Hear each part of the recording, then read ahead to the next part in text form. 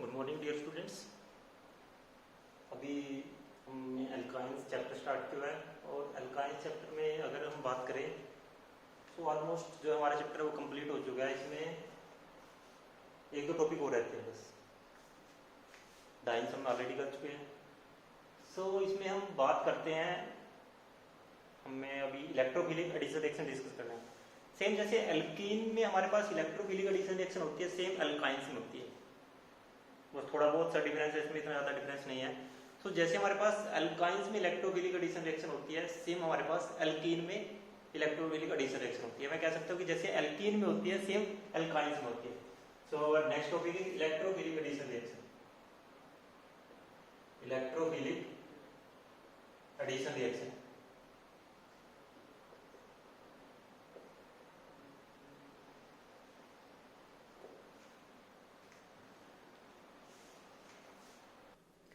Electrophilic addition reaction, अगर आपने alkene chapter पढ़ा हुआ है, डाइंस पढ़ा है, आपको पता होगा।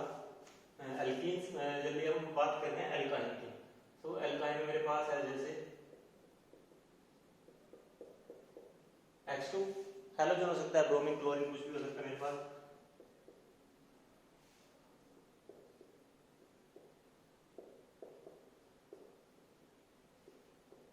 ट्रांस डाइहाइड बनता है, सॉरी यहाँ पे हाइड्रोजन होगा और यहाँ पे होगा X मॉलिक्यूल। अगेन H2 के साथ रिएक्शन होगी, अगेन यहाँ पे क्या बनेगा 1,1,2,2 टेट्राहैलाइड्स। 1,1,2,2 टेट्राहैलाइड्स हमारे पास यहाँ पे बनता है। यहाँ पे बनेगा अगेन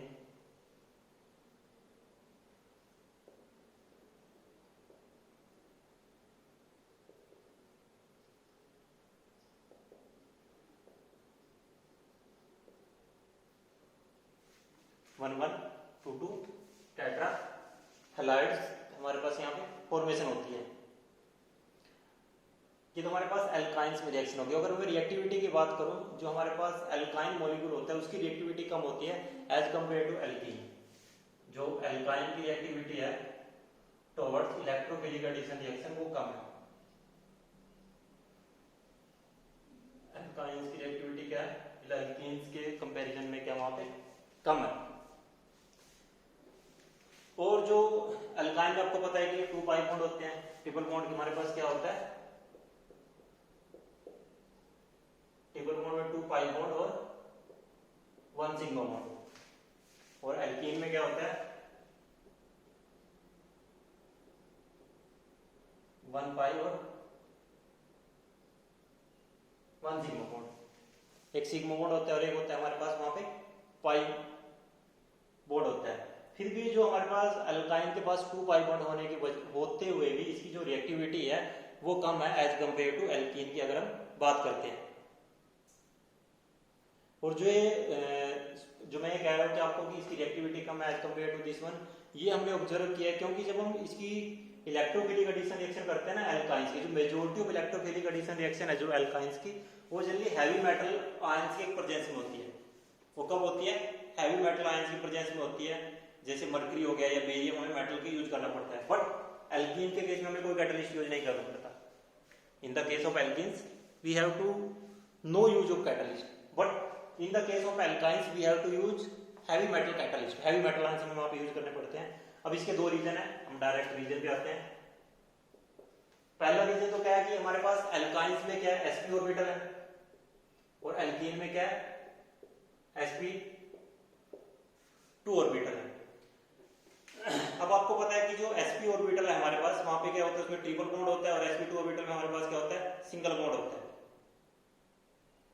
अब sp की इलेक्ट्रोनेगेटिविटी कैसी है, इसकी इलेक्ट्रोनेगेटिविटी क्या हाई है और इसकी इलेक्ट्रोनेगेटिविटी क्या लो। अब लो इलेक्ट्रोनेगेटिविटी, इसकी हाई इलेक्ट्रोनेगेटिविटी होने की वजह से जो हमारे पास ट्रिपल बॉन्ड है और जो यहाँ पे डबल बॉन्ड है, ट्रिपल बॉन्ड के केस में क्या है कि जो हमारे पास ट्रिपल बॉन्ड में जो पाई इलेक्ट्रॉन होते हैं, एल्काइन मॉलिक्यूल में जो पाई इलेक्ट्रॉन है वो क्या रहते हैं, मोर टाइटली हिल्ड होते हैं। उसको क्या करता है, जो कार्बन एटम है वो स्ट्रांगली उसको होल्ड करके रखता है।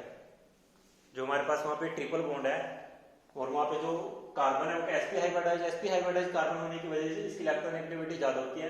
सो जो कार्बन कार्बन के बीच में जो ट्रिपल बॉन्ड में जो इलेक्ट्रॉन यूज हो रहे हैं उसको क्या करता है, स्ट्रांगली होल्ड करके रखता है। और जब उसको स्ट्रांगली होल्ड करके रखता है तो इलेक्ट्रोफाइल के साथ रिएक्शन करने के लिए इजीली अवेलेबल नहीं होती। But in the case of sp2 hybridized carbon atom और in the case of alkene यहाँ पे इस तरह का कोई इशू नहीं होता, क्योंकि लो इलेक्ट्रोनेगेटिविटी होती है। लो इलेक्ट्रोनेगेटिविटी होने की वजह से जो इलेक्ट्रॉन होते हैं वो लूजली हिल्ड होते हैं, और जो लूजली हिल्ड होते हैं वहां पे लूजली बाइंड होते हैं कार्बन कार्बन के बीच में, तो इजीली अवेलेबल होते हैं इलेक्ट्रोफाइल के साथ शेयरिंग करने के लिए। But in the case of triple bond की मैं अगर मैं बात करता हूँ, सो वहां पे जो इलेक्ट्रॉन है वो स्ट्रांगली कैप्चर होते हैं ट्रिपल बॉन्ड के अंदर, और वो इतने इजीली वहां पे अवेलेबल नहीं होते इलेक्ट्रोफिलिक एडिशन रिएक्शन को शो करने के लिए। सो हम कह सकते हैं कि जो एल्काइंस है वो लेस रिएक्टिव है as compare to alkene. Second reason क्या है, जो हमारे पास sp ऑर्बिटल होती है, जो ट्रिपल बॉन्ड में जो कार्बन होते हैं, ये जो एल्काइन मॉलिक्यूल होता है उसकी शेप होती है सिलेंड्रिकल।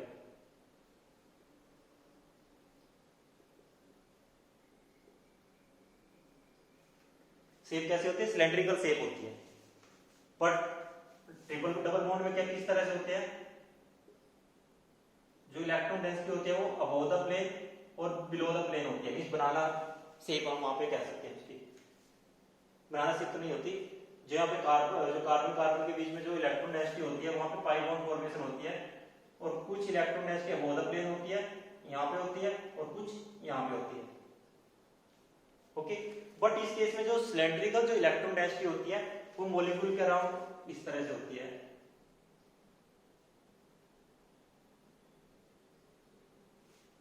यहाँ पे अगर मैं बनाऊं,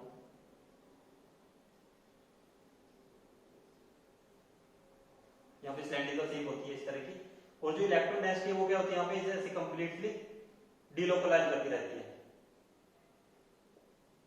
मींस जो इलेक्ट्रॉन रहते हैं वो completely carbon carbon single bond के अराउंड रिवॉल्व करते रहते हैं, एक सिलेंड्रिकल शेप वहां पे होती है। बट डबल बॉन्ड के केस में ऐसा कुछ नहीं होता, वहां पे इलेक्ट्रॉन सिर्फ क्या कर रहे हैं, कुछ इलेक्ट्रॉन अबव द प्लेन है, कुछ इलेक्ट्रॉन बिलो द प्लेन है, क्योंकि वहां पे साइड वाइज ओवरलैपिंग की वजह से वहां पे पाई बॉन्ड की फॉर्मेशन होती है। और यहाँ पे क्या होता है कि दो पाई बॉन्ड आपस में कंबाइन होकर सिलेंड्रिकल शेप वहां पे ले लेते हैं। सो जो पाई इलेक्ट्रॉन होते हैं ट्रिपल बॉन्ड में जो पाई इलेक्ट्रॉन डेंसिटी होती है वो यहाँ पे स्ट्रांगली कंजुगेशन में होती है, रेजोनेंस में एक दूसरे के साथ वो सिलेंड्रिकल शेप बनाते रहते हैं, कंजुगेशन में होते हैं। सो इतना इजीली इलेक्ट्रोफाइल के साथ रिएक्शन करने के लिए अवेलेबल नहीं होती, एक तो इलेक्ट्रोनेगेटिविटी की वजह से और दूसरा उसकी हाईली कंजुगेशन की वजह से। बट डबल बॉन्ड के केस में हमारे पास ऐसा कुछ नहीं होता, वहां पे इलेक्ट्रॉन क्या होते हैं, अबव द प्लेन होते हैं, बिलो द प्लेन होते हैं, इलेक्ट्रोफाइल उसको इजीली अप्रोच कर लेता है, और वहां पे जो इजीली क्या कर लेते हैं वो इलेक्ट्रोफिलिक एडिशन रिएक्शन को वहां पे इजीली शो कर सकते हैं।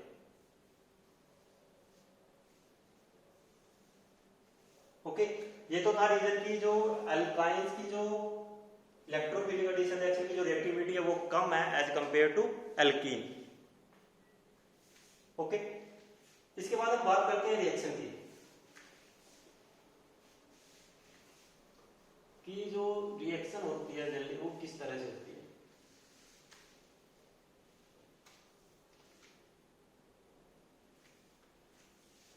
अब यहाँ पे रिएक्शन की मैंने बात की थी, यहाँ पे मैं इसको क्लोरीन से रिप्लेस करता हूँ, अगर क्लोरीन हम यहाँ पे कार्बन टेट्राक्लोराइड यूज करते हैं, जनरली नॉन पोलर सॉल्वेंट होता है हमारे पास, प्लस Cl2 क्लोरीन से हो गया 1,2,2 टेट्राक्लोरो इथेन। ये क्या होगा हमारे पास 1,1,2,2 टेट्राक्लोरो इथेन। अगर मैं इसका नोमेनक्लेचर करूं 1,1,2,2 टेट्रा क्लोरो, और साथ में क्या आएगा इथेन। ब्रोमीन होगा 1,1,2,2 टेट्राक्लोरो ब्रोमीन। अब यहाँ पे जो रिएक्शन होती है वो किस तरह से होती है, जो रिएक्शन होगी वो वहां पे किस तरह से होगी। सेम रिएक्शन हमारे पास जैसे हमने एल्कीन में ब्रोमीन क्लोरीन की एडिशन देखी थी, साइक्लिक हेलोनियम आयन मैकेनिज्म हमारे पास वहां पे बना था, सेम हमारे पास यहाँ पे भी साइक्लिक ट्रांस डाइहैलाइड, ये trans dichloro ethene. Okay, trans addition होता है। सो यहाँ पे भी हमारे पास क्या होता है, साइक्लिक मैकेनिज्म होता है। अगर मैं और एक छोटी सी बात, क्लोरीन हो गया, ब्रोमीन भी क्या करेगा इसके साथ सेम रिएक्शन शो करेगा। बट आयोडीन के केस में अगर मैं रिएक्शन को आयोडीन के साथ करा रहा हूं, हमारे पास सिर्फ एक ही टाइप रिएक्शन होती है,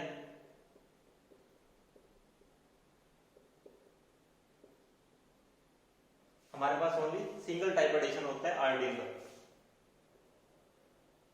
क्योंकि आयोडीन का साइज यहाँ पे ज्यादा बड़ा, साइज ज्यादा होने की वजह से सो आयोडीन के जो सेकंड मॉलिक्यूल है उसका एडिशन नहीं हो पाता। जो आयोडीन का जो सेकंड मॉलिक्यूल है उसका वहां पे एडिशन नहीं हो पाता, और जो इसमें रिएक्टिविटी रहती है वो रहती है क्लोरीन, ब्रोमीन और आयोडीन। आयोडीन की रिएक्टिविटी सबसे कम होती है। अब हम बात करते हैं मैकेनिज्म की। और इसमें एक और ये है कि जैसे हम इसमें ब्रोमीन के साथ रिएक्शन करते हैं, जनरली जो ब्रोमीन, क्लोरीन का तो वहां पे कोई कलर नहीं होता, लेकिन जब हम ब्रोमीन के साथ रिएक्शन करते हैं, ब्रोमीन का रेड ब्राउन कलर होता है। जब ब्रोमीन इसके साथ रिएक्ट करता है तो ब्रोमीन रिएक्ट करने के बाद वहां पे जो उसका कलर है वो डिस्चार्ज हो जाता है, और कलर जब डिस्चार्ज हो जाता है तो कलर से हमें पता चलता है कि वहां पे मॉलिक्यूल में अनसैचुरेशन है। So for detecting the unsaturation in the molecule we can also use this type of reaction. हम इस रिएक्शन को यूज कर सकते हैं अनसैचुरेशन को डिटेक्ट करने के लिए। अगर अनसैचुरेशन होगी तो ब्रोमीन का कलर डिस्चार्ज हो जाएगा। If there is no unsaturation in the molecule then the colour of the bromine is not discharge. Bromine का जो कलर होगा वो क्या होगा, डिस्चार्ज नहीं होगा। सो हम मैकेनिज्म देखते हैं। मैकेनिज्म में टू स्टेप रिएक्शन होती है। पहले स्टेप में क्या होगा, हमारे पास सेम रिएक्शन होती है जैसे हमारे पास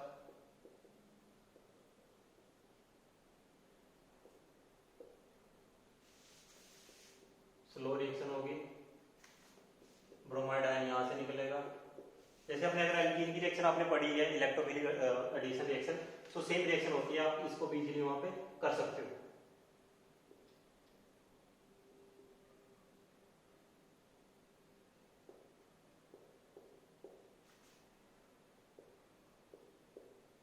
ब्रोमाइड आयन आके रिंग को ओपन करेगा और यहाँ पे हमारे पास क्या बन जाएगा, हाइड्रोजन, हाइड्रोजन, और इधर क्या होगा हमारे पास ब्रोमीन, ट्रांस 1,2 डाइब्रोमो इथेन। ये क्या होगा, trans 1,2 dibromo ethane. Second step में क्या होता है, अगेन इसके साथ रिएक्शन होती है, C double bond C, B R hydrogen, hydrogen, B R plus, B R positive, B R negative. Slow reaction होगी, ब्रोमाइड आयन यहां से बाहर, ब्रोमाइड आयन यहां से निकल जाएगा और ये हमारे पास क्या बनेगा, C C hydrogen, B R hydrogen, B R. Book में जनरली इसको डॉटेड दिखाया गया, आप डॉटेड दिखाओगे तो आपको यहाँ पे बॉन्ड शो करना पड़ेगा।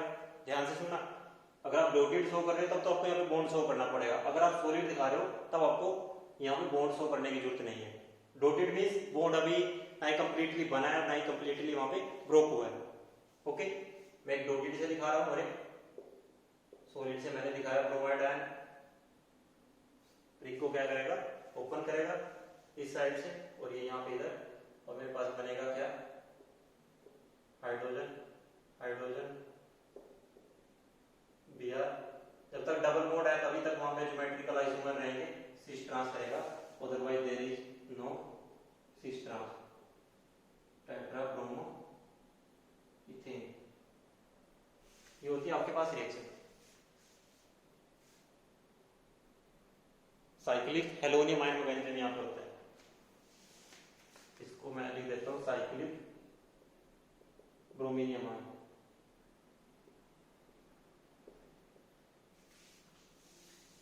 साइक्लिक ब्रोमीनियम आयन मैकेनिज्म होता है। अब हम थोड़ा रिएक्टिविटी की बात कर लेते हैं। एक तो मेरे पास ये मॉलिक्यूल है और एक मेरे पास पास ये मॉलिक्यूल, इन दोनों में रिएक्टिविटी किसकी ज्यादा है? मिस एल्कीन वाले की है या अल्काइन वाले की है?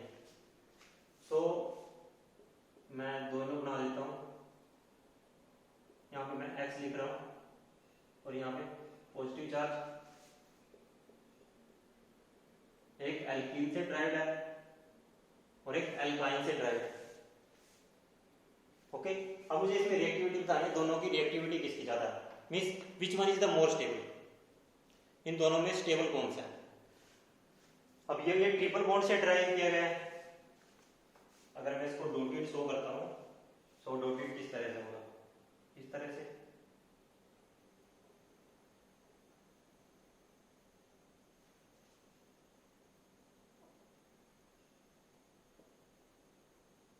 एक ट्रिपल बॉन्ड से अल्काइन से ड्राइव्ड और एक एल्कीन से ड्राइव्ड है। Out of this which one is the more stable, अगर मैं बात करता हूं, देखो पहली तो बात यह है कि अगर ये स्टेबल होता, अगर इसकी स्टेबिलिटी ज्यादा होती, सो ये एक ही बार तक रिएक्ट होता, कि रिएक्शन यहीं पे स्टॉप हो जाती। ठीक है, दूसरी बात, अगर जब हम इनकी स्टेबिलिटी की बात करते हैं यहां पे, अभी मीन्स मैं कह सकता हूं कि ट्रिपल बॉन्ड, कुछ कैरेक्टर ट्रिपल बॉन्ड का भी है, और जो ट्रिपल बॉन्ड होता है हमारे पास, तो यहां पे अगर मैं ट्रिपल बॉन्ड बना रहा हूं, यहां पे की हाइड्रोजन है ना, यहां पे कुछ ट्रिपल बॉन्ड कैरेक्टर भी है, और ट्रिपल बॉन्ड में हमारे पास जो बॉन्ड एंगल कितना होता है 180 डिग्री का, और यहां पे बॉन्ड एंगल कितना होता है 120 डिग्री का। जब यहाँ पे बॉन्ड एंगल 180 डिग्री है और ये मॉलिक्यूल यहाँ पे अटैच हो जाएगा, तो यहाँ पे कंप्लीटली बॉन्ड एंगल 180 डिग्री नहीं रहता, उस केस में क्या हो जाए, बॉन्ड एंगल क्या हो जाता है, इसका डिस्टोर्ट हो जाता है। सो जो हमारे पास ये साइक्लिक हेलोनियम आयन मैकेनिज्म है, जो एल्कीन से बना है, अल्काइन से बना है, और जो cyclic halonium ion mechanism alkene से बना है, यहाँ पे जो मॉलिक्यूल है अल्काइन वाला कम स्टेबल है, और जो एल्कीन वाला है वो हमारे पास वहां पे क्या है, वो ज्यादा स्टेबल है। और वैसे भी यहाँ पे ट्रिपल बॉन्ड होने की वजह से ज्यादा स्ट्रेन होता है, मैंने जैसे पहले कहा 180 डिग्री बॉन्ड एंगल होने की वजह से इसको बॉन्ड एंगल हम वहां पे रजिस्ट नहीं कर पाता, और इस मॉलिक्यूल में ज्यादा स्ट्रेन होती है as compare to this one, इसमें ज्यादा स्ट्रेन होने की वजह से ये इजिली ऊपर होगा as compare to this one. So अगर मैं स्टेबिलिटी की बात करूं, this one is more stable and this one is less stable due to large strain. यहाँ पे स्ट्रेन ज्यादा है, यहाँ पे स्ट्रेन क्या मॉलिक्यूल में कम है, क्योंकि साइक्लिक हेलोनियम आयन जो बना है वो ट्रिपल बॉन्ड पे बना है, और जो साइक्लिक हेलोनियम आयन ये क्या डबल बॉन्ड पे बना है।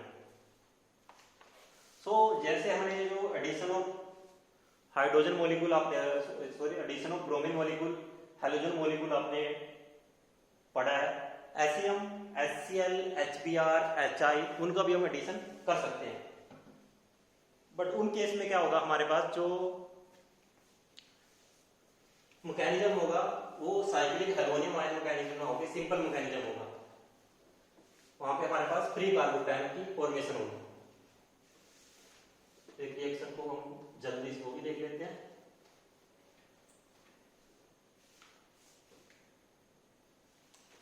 कि जैसे मेरे पास वही एसिटाइलिन है, एडिशन हो, मैं लिख देता हूं यहाँ पे एडिशन हो halogen acid, halogen acid to alkyne, alkyne में आपको हेलोजन एसिड का एडिशन करना है, जैसे मेरे पास ये है प्लस HCl का आपको एडिशन करना है वहां पे। सबसे पहले मेरे पास बनेगा विनाइल क्लोराइड, उसके बाद अगेन HCl का एडिशन होगा और मेरे पास बनेगा CH3 CH Cl Cl 1 dichloroethane, because 1 2 1 1 di chloroethane की आपके वहां पे फॉर्मेशन होगी, और ये क्या होगा हमारे पास विनाइल क्लोराइड। अब हम मैकेनिज्म देख लेते हैं, मैकेनिज्म के बीच में कोई ज्यादा टाइम नहीं लगना हमें। सबसे पहले क्या कहा, फ्री कार्बोकैटायन के थ्रू मैकेनिज्म होगा। मैं यहाँ पे मेंशन कर देता हूँ, फ्री कार्बोकैटायन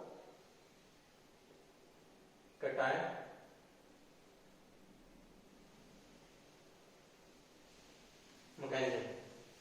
मैकेनिज्म कैसे होगा, फ्री कार्बोकैटायन मैकेनिज्म होगा यहाँ पे।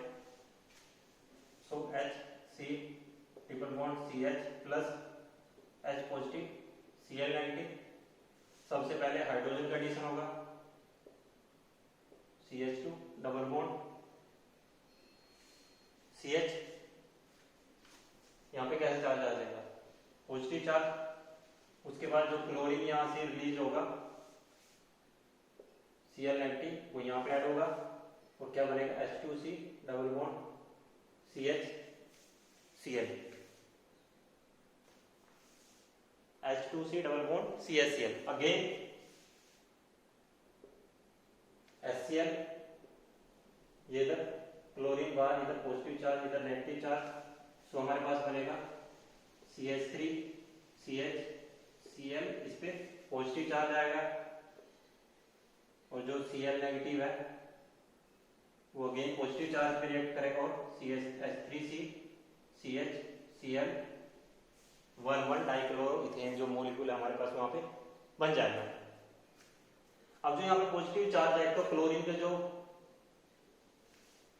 नॉन पेयर ऑफ इलेक्ट्रॉन है वो उसको क्या करेंगे, स्टेबलाइज करेंगे। यहाँ पे जो अनसेड पेयर ऑफ इलेक्ट्रॉन है इसको और एक मिथाइल ग्रुप है इसको, वो दोनों स्टेबलाइज करेंगे। ओके, और वैसे भी सेकेंडरी कार्बोकैटायन, अगर इस एंड पे कार्बोकैटायन बनता है तो वो क्या होगा, हमारे पास प्राइमरी कार्बोकैटायन होगा। सो हमारे पास HCl हो सकता है, HBr और हाइड्रोजन आयोडाइड।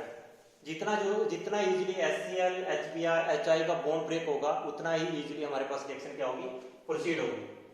उतना इजीली जो रिएक्शन होगी हमारे पास वो क्या होगी, प्रोसीड होगी।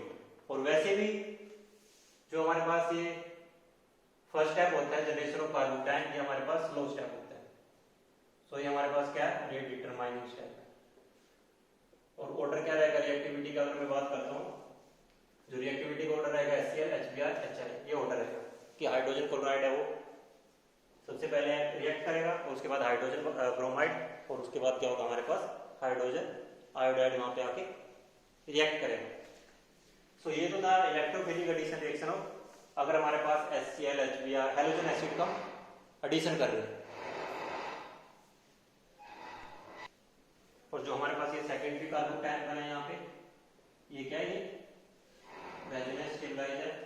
तो मैं इस पे यहाँ पे लिख सकता हूँ H3CH positive double bond Cl पे पॉजिटिव चार्ज, इसका पॉजिटिव चार्ज यहाँ पे बैलेंस हो जाएगा। जो सेकेंडरी कार्बोकैटायन है वो क्या है, वहाँ पे रेजोनेंस स्टेबलाइजर है। और जो क्लोरीन का एडिशन होता है वो क्या होता है, फास्ट रिएक्शन होती है, आपको पता है। अगेन ये कैसी है, स्लो रिएक्शन है और ये कैसी है, फास्ट है। ये कैसी है, स्लो।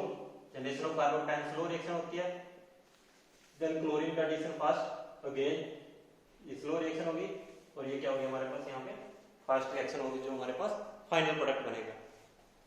अब इसमें एक छोटी सी रिएक्शन हुआ है, ये तो हमने चेक किया सिंपल कार्बोकैटायन की प्रेजेंस में अगर हमारे पास रिएक्शन हो रही है और जो मॉलिक्यूल है उसमें HCl HBr HI का अगर वहां पे एडिशन हो रहा है।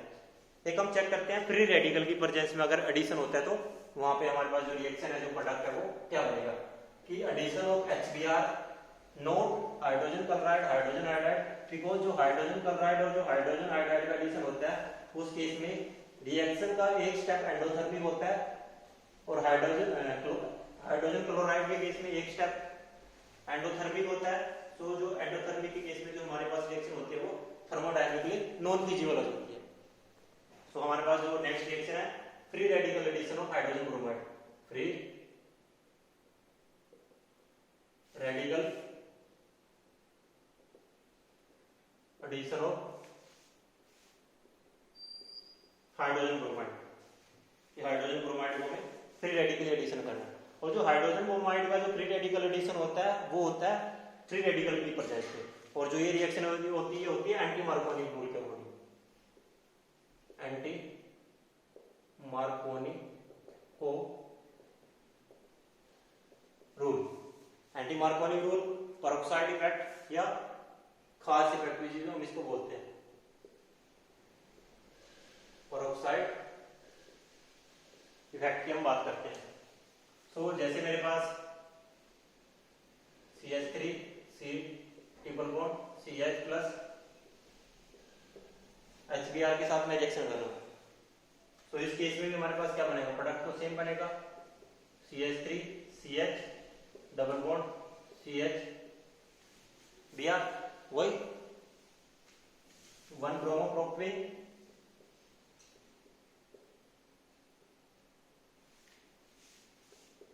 अगेन HBr का एडिशन होगा किसकी प्रेजेंस में, पेरोक्साइड। पेरोक्साइड जनरली हम यूज करते हैं बेंजोइल पेरोक्साइड। पेरोक्साइड हम क्या यूज करते हैं, बेंजोइल पेरोक्साइड। बेंजोइल पेरोक्साइड होता है free radical initiator. C6H5 C double bond O O O C double bond O C6H5।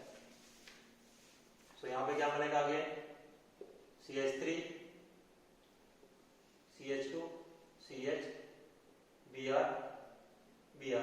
जो प्रोडक्ट रहेगा जनरली वो हमारे पास इस केस में भी सेम रहेगा, मीन्स 1 जो कार्बन है उसी पे ही दोनों ब्रोमीन मॉलिक्यूल का क्या होगा, वहां पे एडिशन होगा। और यहाँ पे सिर्फ HBr रिएक्ट करता है, ओनली मैंने लिखा free radical addition of HBr, not HCl और हाइड्रोजन क्लोराइड और जो हाइड्रोजन आयोडाइड है उनको वहां पे एडिशन हमारे पास एडिशन हमारे नहीं होता।